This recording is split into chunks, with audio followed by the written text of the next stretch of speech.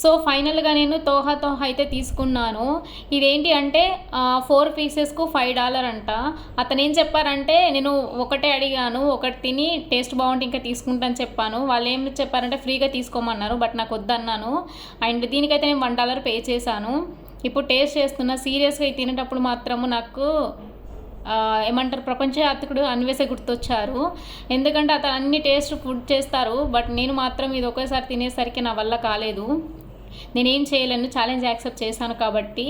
And ఎవరైతే నాకు challenge ఇచ్చారో వాళ్ళు హ్యాపీగా ఉంటారనుకుంటున్నాను. Please subscribe my channel for more videos. Thank you so much.